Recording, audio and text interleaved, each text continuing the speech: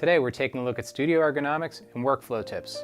I'm coming to you from Augsburg, Germany, where a client has contacted me to help them with their creative flow in their studio. We're going to start right here with the chair I'm sitting in, which is one of the most important pieces of gear in your studio. It may not be the most glamorous, it may not be the most technical, but making sure that you could sit at a level that you can monitor with your ears and be able to visually see your screen is one of the most important things. Not to mention that we spend the majority of our time mixing while in our chairs, so we need to be comfortable. But let's jump on in and see what else we've done. Think about it. How many of you have gear lying around your creative space that you're not using all the time? In this case, the client had a bunch of rack gear that they weren't using. The first thing we did was take some of this rack gear and just pull it out of the desk. My advice was, if you're not using it, sell it. The one thing that this client did have was their Universal Audio Apollo, and you notice on their desk and in their workstation, it's the thing that we put front and center. It's the one piece of gear that they used all the time. Cable management is probably the best thing you could do for your studio. You can see there are cables all over this floor.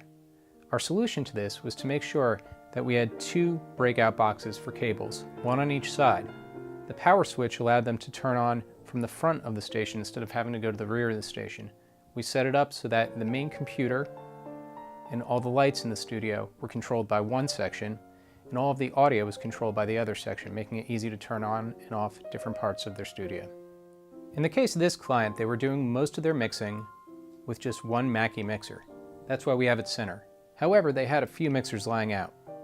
What we did is we removed the other mixers because they weren't needed, and we replaced it with their one creative tool, which was Native Instruments Machina. This client happened to be a lefty, which doesn't seem like a big deal, but placing this on the left side made it way easier for them in their workflow. Notice also the location of the mouse and the keyboard due to that. When it comes time to mix, the client uses Softtube's Console 1. You'll notice it's on the right-hand side, but that's not a problem because when it comes time to mix, they just move it to the center and replace their keyboard with Console 1. When I first came into this room, there was no acoustical treatment. The first thing we did was take a look at adding some bass traps, especially because there was a floating floor.